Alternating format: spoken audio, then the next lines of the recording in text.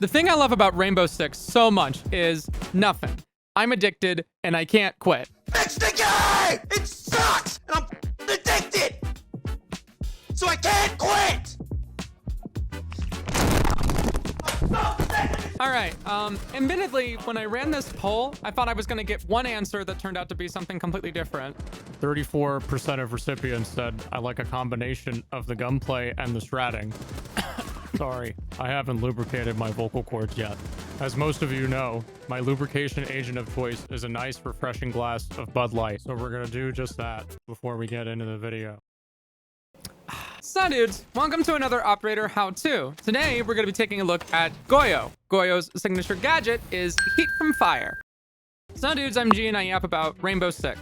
So it's common to outrage bait in the gaming community. And when I say outrage bait, I don't mean criticizing things. I don't mean, talking about gaming in a negative way.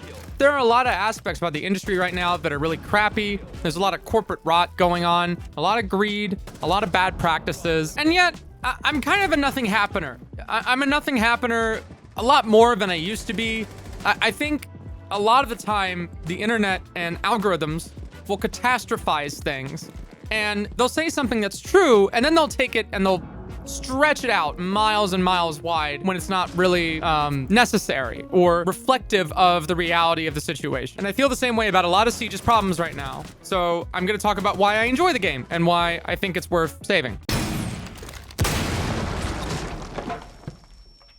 So one of the purposes of the poll that I ran, aside from giving me something to talk about in the Yap Sesh today, was also to just put some positivity into the scene, because I feel like everything's super negative right now. And I'm not saying necessarily that there's no reason to be negative. I've been negative. I'm not happy about the situation the game is in, but I'm also cognizant of the fact that the reason that I'm saying the things that I'm saying is because I want the game to succeed. And at its base, I think the game is very good. I think the game has a lot of nice things about it. So what is the core of Siege? What's the heart of it?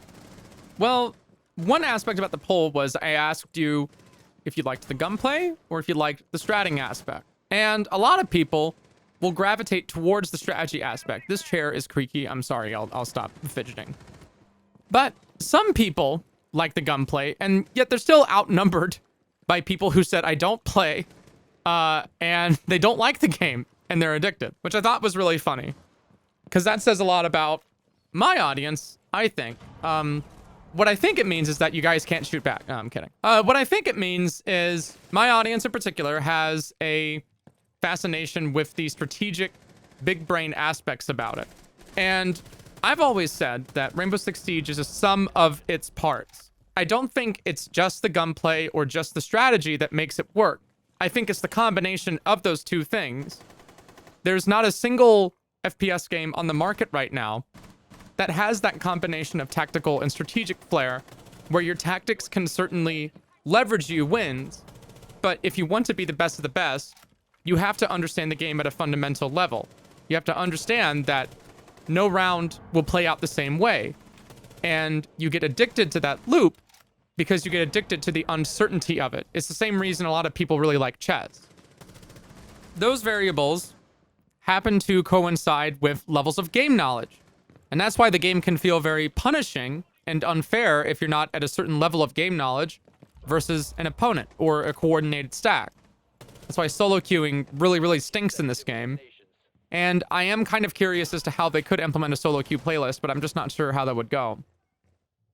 But the point is, Siege has drones, reinforcements, site setup, multiple gadgets, right? Tons of different gadgets that do tons of different things. It's very difficult to get a grasp of what every single gadget does for new players. You have to worry about cameras. You have to worry about the individual points that the gadgets occupy in the meta, in the space. These gadgets deny grenades. These gadgets deny area. These gadgets deny the wall. When is it appropriate to open the wall? What if this gadget is in this spot, and that makes it more difficult to open the wall? How do we deal with the gadget being in this spot as opposed to it being in this spot? Can we bring a Thatcher? Can we do the OSA with the EMPs? Is that a good idea if we don't feel confident about opening the wall? This map has a lot of verticality. They're going to bring a Val. We should probably bring a Twitch and an IQ. Get the Twitch and the IQ to combo up. Then we can find the Valkyrie cameras. And then we can get away with not having to ban this operator. We can deal with the Valkyrie without having to ban her. And that means we can ban Mira. So all those examples that I just gave are examples of synergies that you can't really do, as far as I understand, in other competitive shooters or even other tac shooters. And this is a point of contention for some people, the esports slop crowd, because they think that it makes it adjacent to, you know, some weird abstract sense of like corporate blah blah blah in the gaming industry. And, you know, back then games used to be about fun, and, you know, it's nonsense. People played games competitively back during the Xbox 360 era. It's just that the internet has made it much easier to market it. Whenever I see other FPS games try to lift Siege abilities and incorporate them in some kind of way, it's really rare where I look at it and I go, oh wow, that actually added like a really interesting dice roll to the pool, right? That adds a lot of situations that I can leverage to my advantage if I sit down and I really think about it. Good example of a game that did this was Valorant with the Cypher cameras. To this day, I think Cypher is one of the best actual like FPS, you know, not at least, well, the art style is cool. Like I love his outfit and all that. But in terms of FPS game design, I think Cypher is one of the best characters. He's a really, really interesting case study in how do you make an information gathering character while still making them skill-based. Because the thing about information gathering is that Siege is ultimately a game about concealing information and getting information. Like, at its core, that's really what it's about. Depending on what you see from the drone phase, you're going to enter the building from one direction, and the defense is going to adjust to that. Likewise, if the defense does a good job of holding their cards, then they have a lot more leverage to work with. So Siege, to me, a lot of people describe it like chess with guns. I always kind of thought of it more like poker with guns.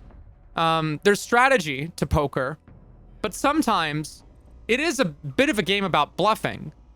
There is an art to just full sending up a staircase and hoping that they're not ready for it, because Siege does have that X factor of risk taking and being able to leverage gunfights because of the one-shot headshot mechanic.